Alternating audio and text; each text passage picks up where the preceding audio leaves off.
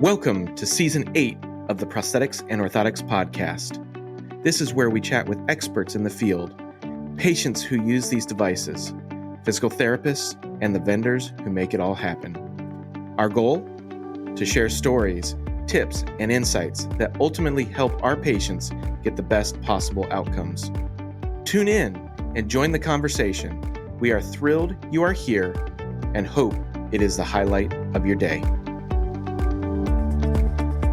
Hey everyone, my name's Joris Peels, and this is another episode of the Prosthetics and Orthotics Podcast with Brent Wright. How you doing, Brent?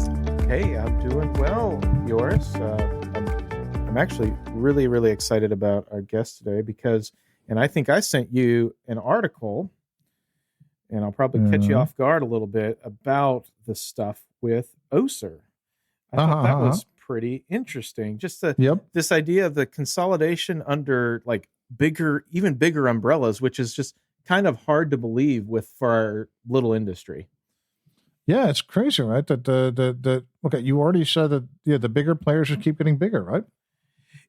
And this idea of owning the verticals is pretty wild. So being able to control your costs, especially in this climate of insurance reimbursement, that's really the only knobs you have to do are you're controlling your costs. So labor and cost of goods. And if you own a vertical, that really helps. But then it also really helps to be in the additive manufacturing side, which I haven't seen any of the big ones really push into, but I know it's coming. Yeah, I don't know. It seems to me like the OSER, like what OSER was doing before, like acquiring devices and different products to sell to the same channel. That seemed like a much more logical approach than trying to control your whole. It could be completely vertically integrated.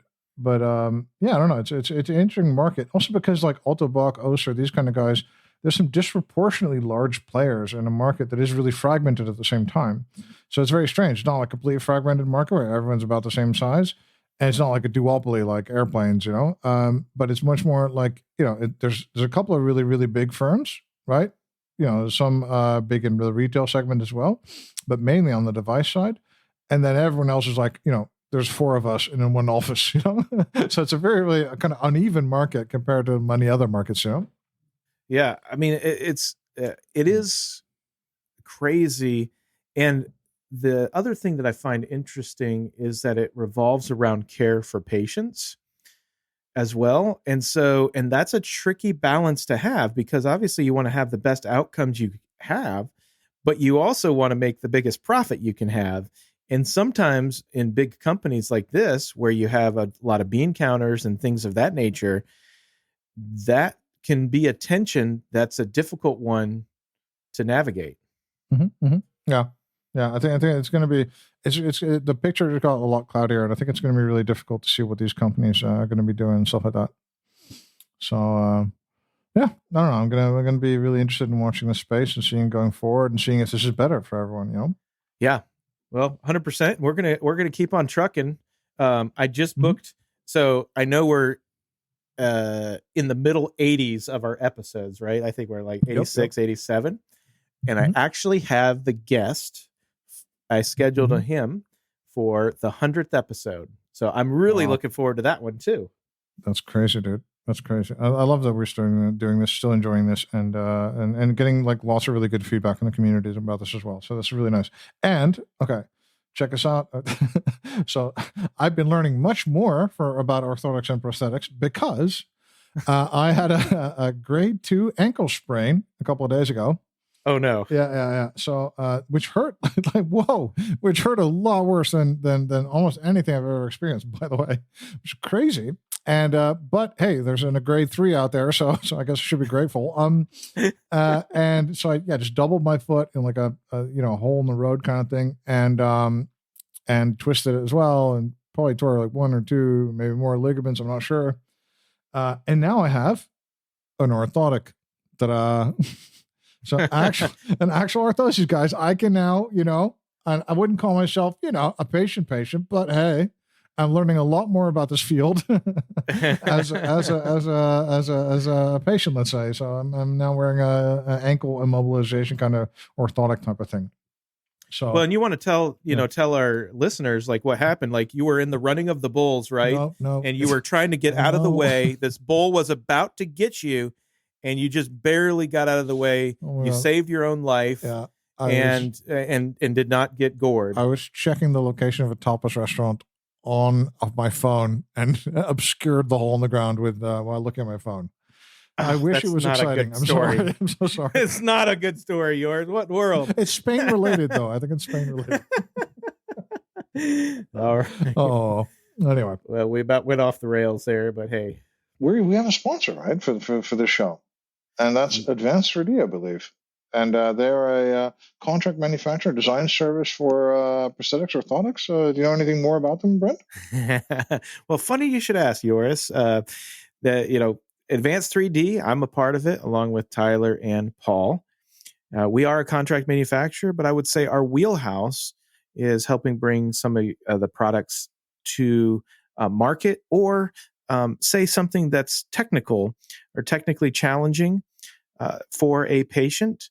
That's something where we can definitely use our expertise and design something digitally and then 3D print it for you. And then the other thing that we can do is come alongside you and wherever you are on your digital journey. We talk about scanning, design, and fabrication, and we can help you with that as well. Okay, super cool. So if you want to give a shout out to Advanced 3D or check them out, do so. So Brent, who do we have on the podcast today? Well, I'm really excited about opening up even this discussion a little bit more. We have Linda Calabria on the show today, and I actually connected with Linda. It's been a little while now, but one of the things that I'm always impressed with her is she has a completely different take on the orthotic and prosthetic side of things. So she didn't kind of get into the field because that's the way that she wanted to go. The field essentially kind of found her. She found some ways to do some marketing, and then she really just dove in. She fell in love with the field, dove in around, hey, our field is really not great about sharing the stories of what we actually do. And then she also found the nuances. Now you have, the patient side, the outcome side, you have the clinical side, you also have the manufacturing side, but then you have this like business and insurance side. And she tries to connect the dots with a lot of those to tell a much bigger story. So I'm really excited to have her on and kind of share her experience from a perspective that I don't know that we've ever had on the show. Thank you. I'm very excited to be here. Like Brent said, I've been keeping tabs on you guys as well. And it's definitely exciting to be on, and hopefully you make me sound so knowledgeable. Hopefully I can live up to those expectations. Okay. Good. So how'd you get involved in MP? So in 2016, I was looking for my next pasture, if you will, I suppose. And a role at Touch Bionics fell into my lap. And I went through the paces, and they took a chance on somebody that was completely out of the industry, which was, is always great. I'm always grateful for that as a marketer, because it's always hard to get into new industries. And I see that still trying to get into organizations that either know or I know how to do the work. So I think we find ourselves in these types of situations often. But they took a chance on somebody that hopefully, I assume, they felt was going to get in there and just get the job done. So I came in to do the US side of the marketing for Touch Bionics at the time. I had a great counterpart in Germany who did rest of world, and we collaborated and made sure that we told the Touch Bionics story of our users, our ambassadors, all the things that Brent was talking about earlier in terms of kind of putting that story all together.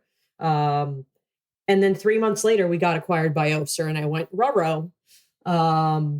Marketing's always the first to go. And I really wanted to stay because I liked everybody that I was working with. I was learning a tremendous amount. And I always go back to this. And maybe I don't know if you've already had him on, maybe you will in the future, Carl Lindborg. He took the time when I first got started and just sat me through this detailed presentation on prosthetics and the world of upper limb and everything about it. And I wanted to sink my teeth in. So I waved my hand during that time of transition and acquisition by Oser and said, hey, I have done product management in my past for different industries. I had worked in luggage. I had worked for industrial furniture manufacturers, things like that, car theft. And I had done product management, product marketing. And I said, I don't think you have anybody that has the knowledge that we do from the touch side. And I would like to take that role on. So I did. And I stayed with Oser for the entirety of the Oser and Touch Bionics days was about 4+ years or so. And it was incredible. I got to meet incredible people, clinical folks that just I wanted to learn more from, incredible ambassadors. Just it, as we all say so often, this industry is so small, but even though I was still working in my office here in the Boston area, and it wasn't until COVID hit and Oser and I parted ways that March of 2020, actually, all amicable. We're all good friends. We all hug and kiss every time we see each other at big trade shows. But it wasn't until COVID hit that everybody went online and the world just became so much smaller. And I think that's how I found you guys eventually. That's how I've made a lot of the connections here now. And was able to just continue learning. And I stumbled upon Brain Robotics, and I knew that at the time they were looking to launch a new product, a new prosthetic hand. And I reached out to them through Instagram. I reached out through a DM and said, hey, if you're looking for a marketing person, I've kind of done this before. I really like this industry. I think you need somebody with that insider knowledge that can help guide this launch. And I would like to help. And so I joined that team in the summer of 2020. And without going into great detail, that marketing branding role very quickly unraveled. I don't know how you'd want to even say it, but it just became so much bigger than that. In a very short amount of time, I ended up being the only person left on the prosthetics business unit within BrainCo. And the prosthetics side, Brain Robotics, was one of its arms.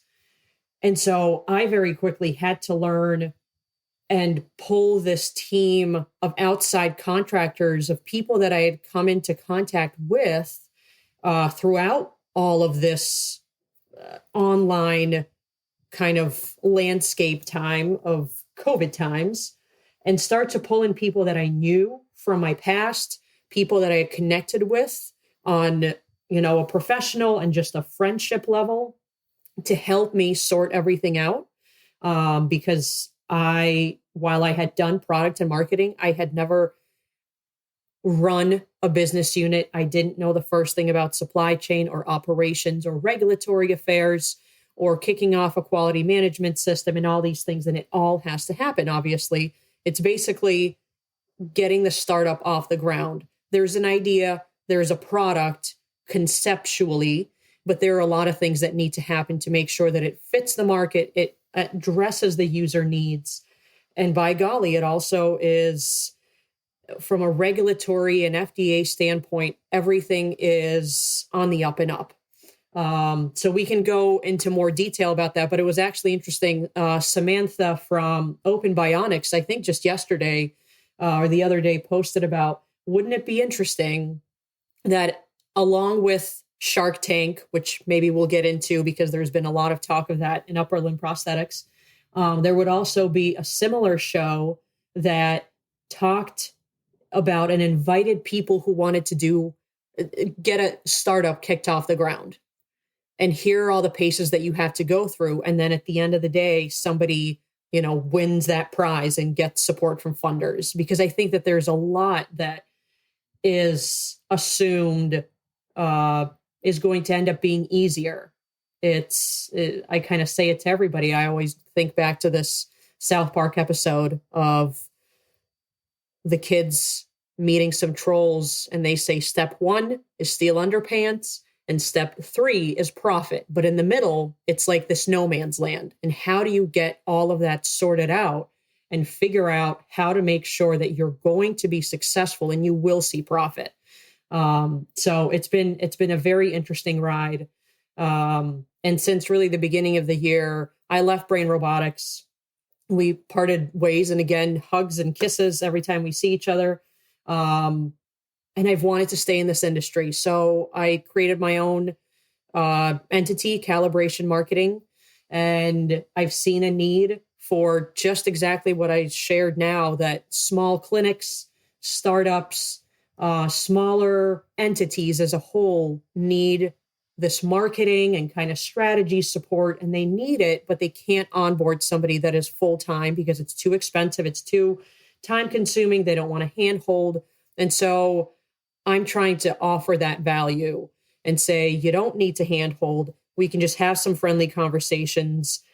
I'm going to do a whole audit of what you have and don't have, and let's just hit the ground running at your speed. And I'm there to support it. So it's been a very interesting ride. So I'm trying to dig my heels in, but I know that was a lot. So have at it.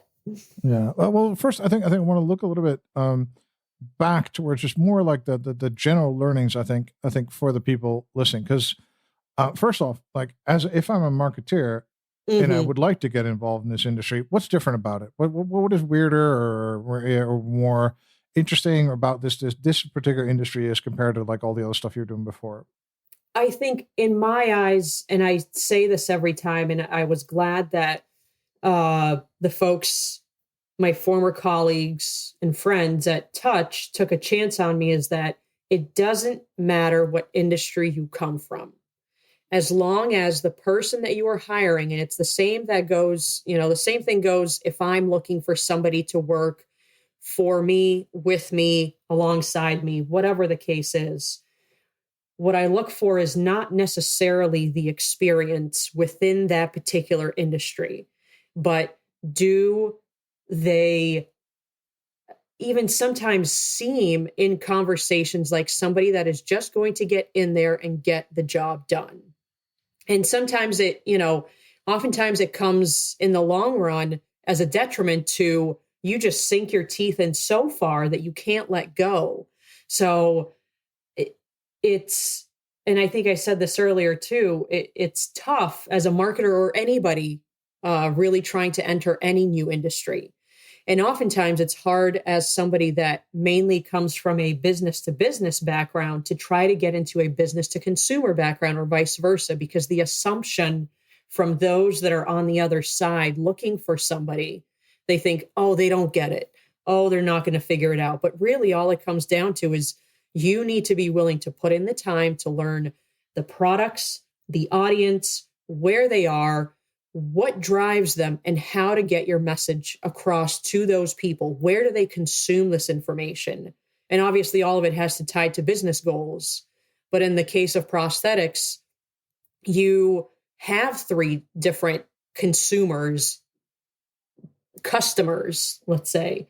You have, and I think Brent touched on this, you have the users themselves, you have the payers, and you have the clinicians.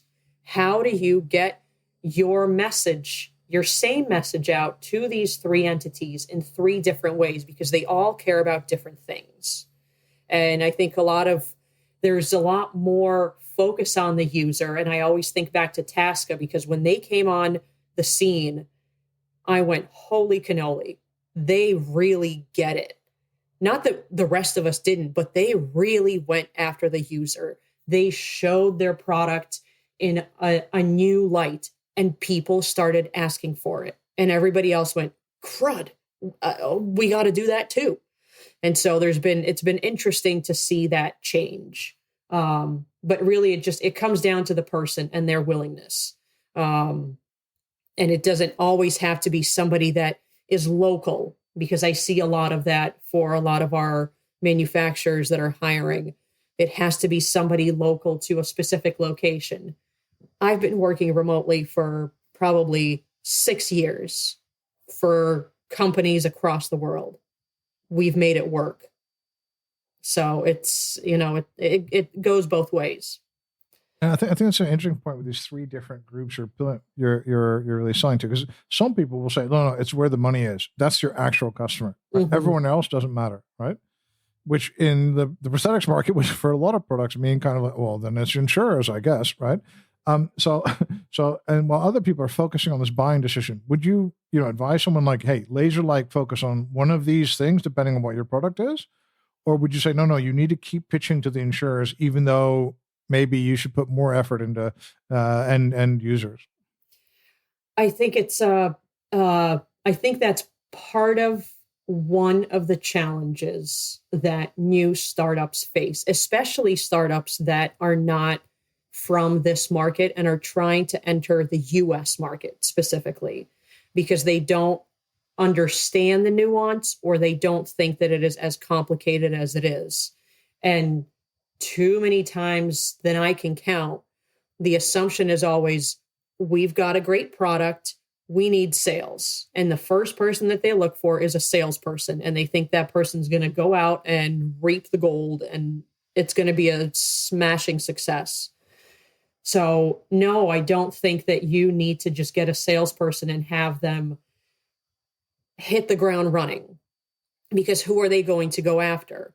You still need to be able to, while ultimately you want to get the message out to the users themselves, to educate them, because just like you shared earlier, you have kind of fallen into this world of orthotics. You twisted your ankle.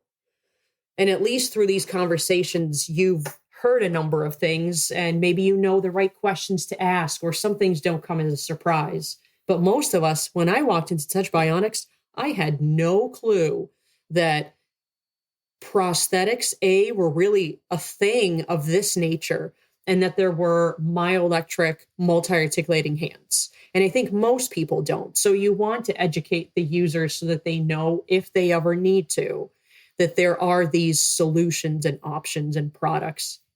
But ultimately, the people that are making the decisions, more often than not, are the clinicians, and then ultimately the insurance providers. So you don't need just one or a number of salespeople that are going to go and hit on the doors of clinics and say, hey, we have this new product. I think you're going to have a user. You need a different set of team members who are also educating the insurance providers. You also need somebody that is talking to users and engaging with them. So it's a multifaceted approach, and it's just not understood. The solution always seems to be, we need sales. Why aren't you selling? And you think, well, maybe the product sucks and it's not what we need. And we need more time to develop and redevelop and actually make this a real thing. And then eventually we'll do trials, and eventually we'll see sales, but they won't be the numbers that you think that they're going to be, because it's a much smaller market than what a lot of people tout. And that always gets under my skin of, it's a $1 billion industry. There's hundreds of thousands of users that could be out there. And it's just not the case. Or it is as a whole globally, but when you hone in on that particular target market for your product, it's not. And it's just, it makes me squeamish, because it's almost just like throwing numbers out there so that your investors feel better. But the reality is, it ain't it. I think this is such a good point. I mean, I think this TAM and SAM analysis, where people do like these market sizings, and of course, I've been asked to do these, and if you end up with like 5 billion as a market, they'll be like, could it be a little bit more? Yeah. I was like, this is not how this works. Right. I didn't spend a lot of time doing this. It's just like double a number because it makes you happier. Mm-hmm. But also, like, a lot of people like really like kind of miss the point of like, even if the market is that big, how many people are looking for your product at this present time, right? Right. And how many can you get reach it these insured? people? Yeah, but also are you going to reach these people? How are they going to find out at the right moment what you're doing and who you are? And I think that's a lot of stuff that people really don't realize. And I would like to talk a little bit about, so there's great ideas and great companies that come, from all over, and you see a lot of the innovation that's actually happening outside of the US. And the US is kind of looked at like the little gold mine, right? But it's not necessarily a gold mine. It could be a landmine, where there's a lot of other things that have to be navigated. So, and I know that we have a lot of our listenership is actually outside of the U.S., which I love, because it just shows that people are looking for education around prosthetics and orthotics globally. But what suggestion would you have to companies that are looking to come to the U.S. with something that they perceive as potentially novel, and kind of breaking into that market? I've seen, I think, as you said, I've seen a number of manufacturers do it one of two ways. And one way does not work. And it's just showing up and saying, we've got this great new shiny thing. Look at how awesome it works wherever we're from. We're now FDA registered, which, by the way, means zero things. It just literally means that you wrote to the FDA and said, we have a physical location. It doesn't mean that you can do anything with it. And the other way is spending the time, spending a significant amount of time in the market, talking and working with clinicians, going to trade shows, to walk the floors, going to clinics and working with those clinicians and gathering feedback, taking it back and making the needed adjustments. And then once all of that has been done, then coming to the market and saying, hey, we're ready, but not to just get out there and think that you're going to sell 50 hands or hundreds of knees or whatever it is, but that you're ready to enter the market and start partnering with people. Because again, this is a very small industry. And in my mind, if you screw it up once, you don't often get a second chance. So regardless of how long it took you to make that thing that you're now bringing and trying to figure out if it fits the market, assume that you're in step 0 when you're trying to enter the US or any other market outside of where you are. Because while there are going to be 100% of the same types of issues, regardless of where globally you are. So, I mean, like, things will break in the same ways. People will have similar issues. But when it comes to the products and expectations of those products themselves and how they are reimbursed, how they are paid for, those things are going to be very different. And I remember from my Touch Bionics in Oster days, you'd think, oh, Europe. Well, no, France buys differently than Germany. Germany reimburses for the most expensive thing.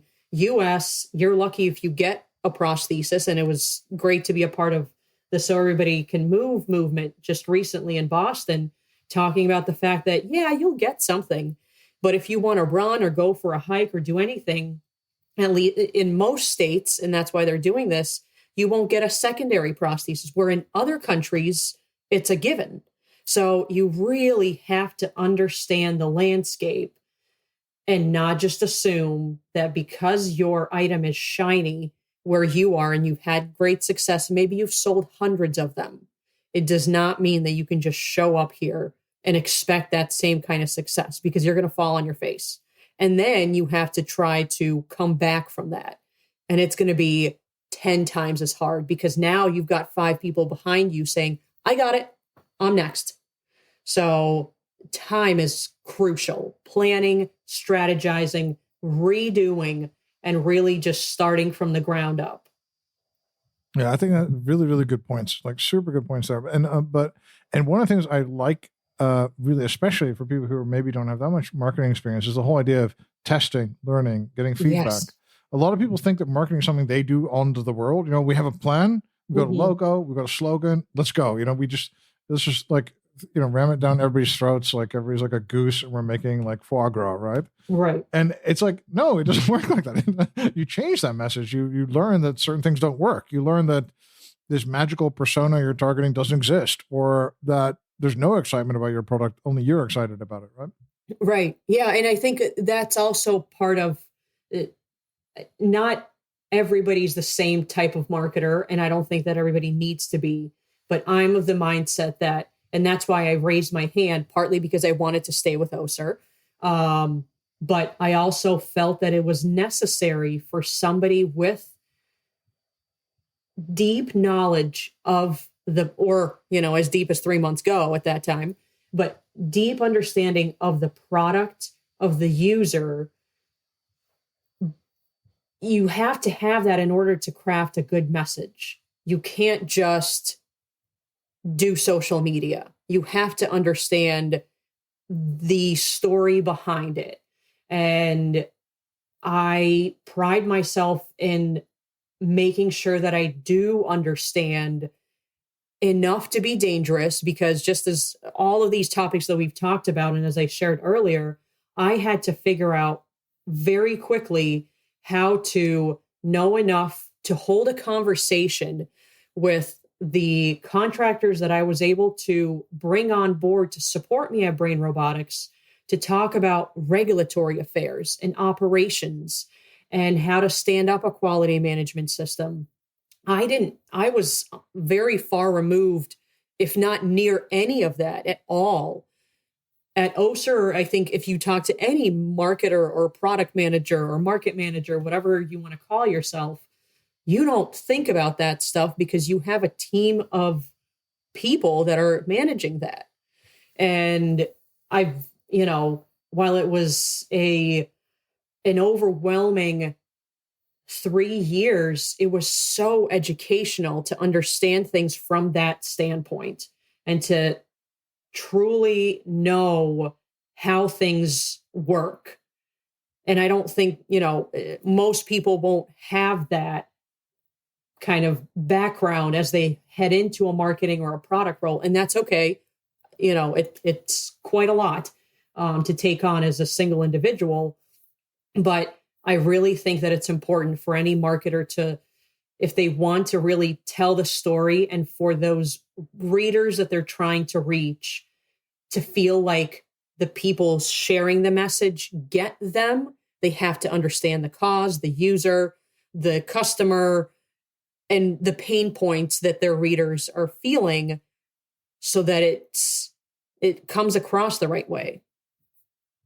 Okay, that's really good. And what if I'm what if I'm a small shop or I'm a new startup and I've just invented something like what are the tips you can give me that like cost no money? Like the stuff that I could do myself to really kind of get started with marketing and get off on the right foot at least. If we're talking about O&P, the first thing that I tell people is let's get you on LinkedIn. It's where people are. And I think a lot of people were on there pre-COVID, but by golly, so many more are nowadays because it's just, we've kind of made the switch, and it's where ultimately those decision makers are for the users, as well as a lot of the users. So for me, it's always get on LinkedIn and get on Instagram and, share a little bit of your story on Instagram so you can be out there and people can find you, especially from that user base, until you start to build up enough marketing assets to really go after that audience and use that platform successfully. but you want to use LinkedIn to be able to get your message out to the clinicians and a lot of the times the insurance providers so that they know who you are and that you know what you're talking about. You create this, you become a thought leader, essentially. And that's a lot of what, all it takes really is time. It doesn't cost any money to be on LinkedIn. It doesn't cost any money to hold a LinkedIn Live. It's just people's time. And so I'm always pushing people in that direction. And it also doesn't cost any money to, once you get leads from your webinars, to send out a newsletter on MailChimp so that you can continue to be in front of those people. And I want people to believe that they can do this themselves, but a lot of the time it's just another thing, especially if you're a small entity. It's like, oh my God, I got to make sure that the regulatory side of things is right. I have to make sure that this is FDA compliant, that I have a QMS system that keeps track of everything we're doing. And oh my God, now I have to write blogs and do stuff. Eventually you'll get there. And if you need help, calibration marketing can help.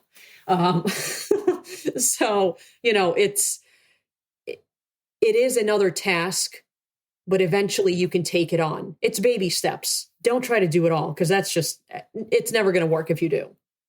But there's enough free stuff. Yeah, totally. And then another thing is like, what about a branding? Well, how important is it to have like an actual brand? Because most companies don't, well, they might do branding, but they don't actually have a brand, right? As you're entering a market, what I feel like you need to have down more than anything, obviously you want to look legitimate, right? So you can't just be a scribble on a paper napkin.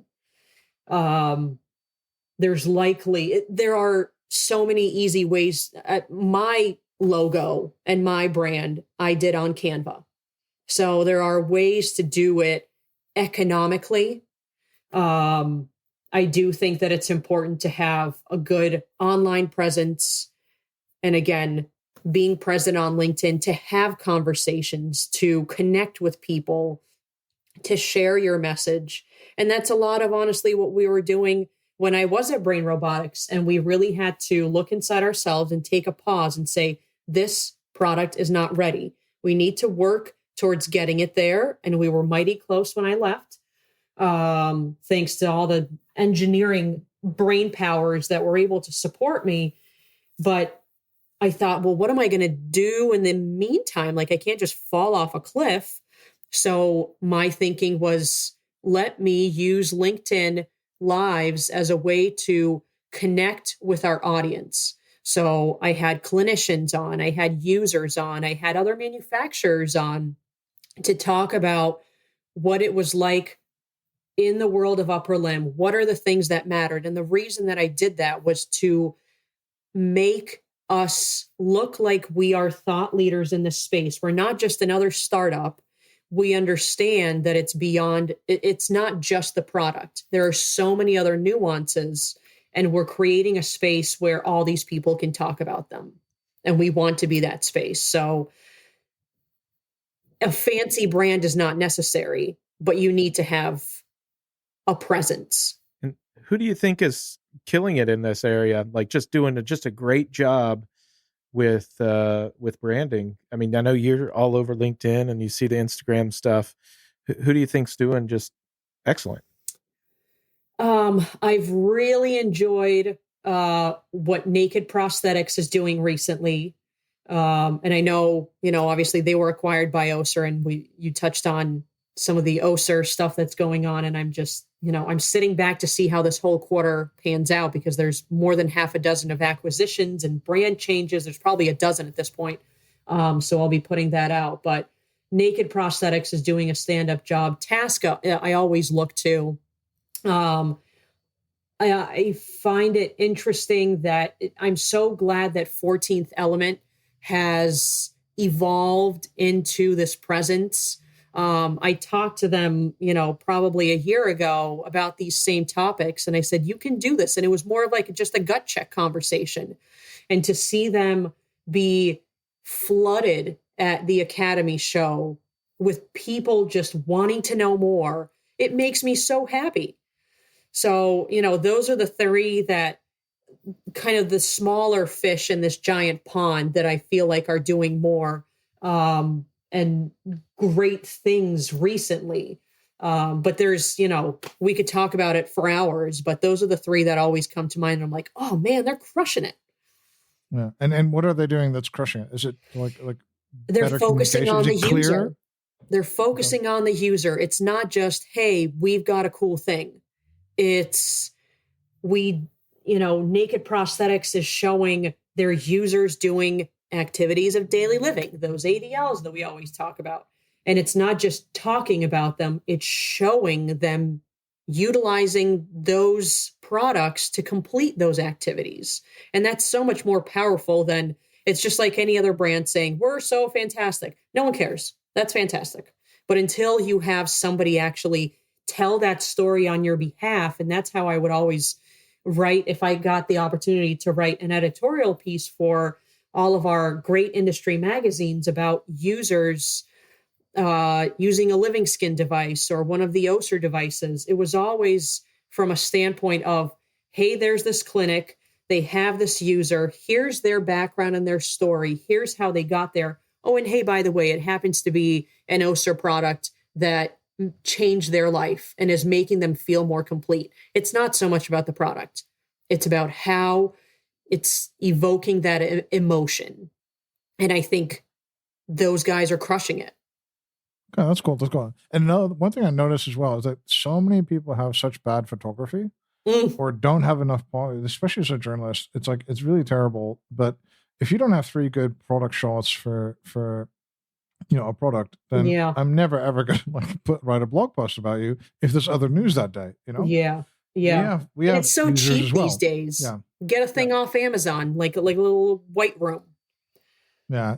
I think that's a really good piece of advice. Well, just get a little kind of little bit of a like a light. Yeah. A light box. That's it. Yes, that's it. Get a little light box, $100, $200, and that is an amazing thing. And also, like, this is something that they taught me at Philips when I used to work there. And they said that from a photography viewpoint, you always have to show the thing in use, so the object in use. And then I see so many pictures in OMP of just the device. Like, why? Yeah.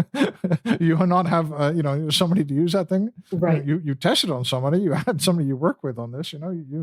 That's the one thing. And then we had also the hero shot. The thing looking amazing.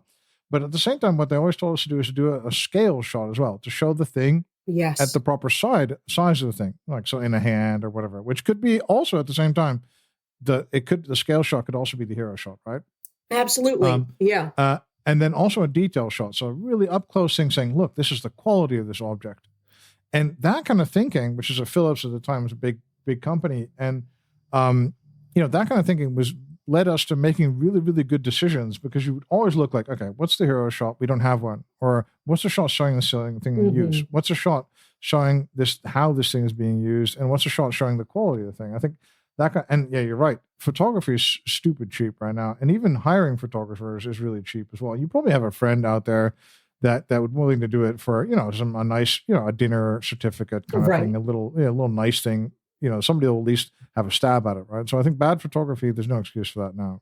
Well, and, it's also often difficult as a startup. You may not have those hero shots of the product in use because you may not have any users quite yet. But the assumption is that you do have an engineering department that designed the thing and got it to a manufacturer to build. So you must have something like SolidWorks or some other CAD platform software. Get some really good renderings. There's a lot you can do with that as well. Use what you have. Use the things that are available to you at your fingertips so that you can tell the story as you're walking down the road of going to market. It doesn't have to be just, we have to hire a super expensive sales guy, but we don't really have everything else nailed down, and it's going to be awesome. No, start small so that you can make sure. Also, the other thing that's forgotten too often is that, okay, let's say you do sell 50 of those things. Who's going to service and support them? You now have users and clinicians relying on you that when things go wrong, because they will, that you have a support center that is not overseas and can turn these things around quickly. So we could talk about this for days and hours and ad nauseum, but there are just so many nuances that are forgotten. And I'm so lucky to be able to see all of that. And I'm so thrilled to be able to just openly talk about all of them. So I know I need to get off my podium at some point, but I love this stuff. And so that, hence why I'm trying to dig my heels in and stick this ride out for as long as I can, because there's just so much to learn and so much is changing so rapidly. And it's fascinating. I agree totally. And one more question, I think a more detailed question. I think that's a really wonderful helicopter view, but I thought this is something that I think you brought up a couple of times, working with freelancers and outside contractors and stuff like that. But I know that some companies, they have a real difficulty doing this. So if I want to hire a contractor, are there any kind of best practices and things you would recommend, especially a marketing contractor, maybe a contractor on an area I have no knowledge about, right? There's an information asymmetry there. Like, what are some advice you would give there? I have to say I've lucked out, at least in my most recent travels, if you will. I just say, do your homework, and follow your gut. If you're not getting, there have been some instances where, you walk down a path and you expect one thing and you don't get that thing. And you're like, what the hell did I just pay these people for? I'm certainly not going back to them again for more stuff that I know that I need. Do your homework. Know what, I guess ultimately in this, it's the case in marketing, it's the case in business, it's the case in anything. What is the end goal? What is it that you're trying to do? What is the thing that you don't know that you're trying to fill the gap of? And what are your expectations? And maybe eventually your expectations become something entirely different because you didn't know what you didn't know. But try to surround yourself with people that are there not just to make a buck, but to help, not only help you, because they will, and that's what you're paying them for, but guide you and teach you along the way. And I'll plug these guys anytime. I was lucky enough to come across a team called Product, PRODCT. And they have an incredible team, and they're a small boutique operation, and they work with medical devices. And they taught me so much to understand and to just think through what operationally needs to happen to get an operation off the ground in the US. And here are all the nuances. And they kept talking me off the ledge when I would say, oh my God, I just want to go cry into a pillow. And they're like, we got it. We will work through it, and you're going to figure it out. And you want to surround yourself with those people, because there are far too many that are just there to make a buck. And that's how I like to run my business, and start with, hey, let's understand, what is it that you need and what are you capable of? Maybe you can do this on your own. And like I said, that's how the 14th element conversation went. We connected. And I said, it sounds like you have a lot of this in the bag. You just need to execute on it. And they said, yeah, you're right. And I'm like, awesome. You know where to find me. And it's not about making an extra buck. It's about making those connections. And I've been able to, you end up, those people are the ones that end up making more connections down the road because they're honest. And those are the people you want to surround yourself with. Doesn't always work out, but you learn quick when it doesn't. That's a very, very good point. Hey, Linda, thank you so much. I think a lot of people have benefited today from just learning a little bit more about marketing, like ins and outs, and high level stuff, but also super practical advice for O&P specifically. And so thank you so much for your time today. Oh, no, thank you guys. I didn't know which way this conversation was going to go. I could go in so many different directions, and I think we explored them all. So super. It's been an honor. All right. Awesome. And Brent, thanks for being here as well. Oh, this was great. And what I really appreciate probably the most out of this whole conversation is this idea of networking and relationships. It's so important, the relationship side of things. In fact, yours and I have never met in person. How wild is that? Mm-hmm. We've known each other for a long, long time. We met each other on LinkedIn, and we've never met in person. We're hoping to change that this year. Yeah. But that's why he was looking for that tapas place. That's right. Yeah, maybe I'll go to Spain. There we go. That's a good idea. But the relationship side is so important, and you never know when and where those doors will open. Yes. And and I really appreciate having that perspective. And you on, Linda. Yeah. Keep on trucking. We will all stay in touch, that's for sure. And thank you again. So thank you so much for our sponsor, Advanced 3D, today for making this all possible. And, if you need any custom fabrication, custom design for additive manufacturing, 3D printing work done, or you want to, delve deep in the engineering side of your next 3D printing project, head out to Advanced 3D. And I'd like to thank very much as well the most important thing to us, of course, our listeners. So thank you for being here with us today. Thank you.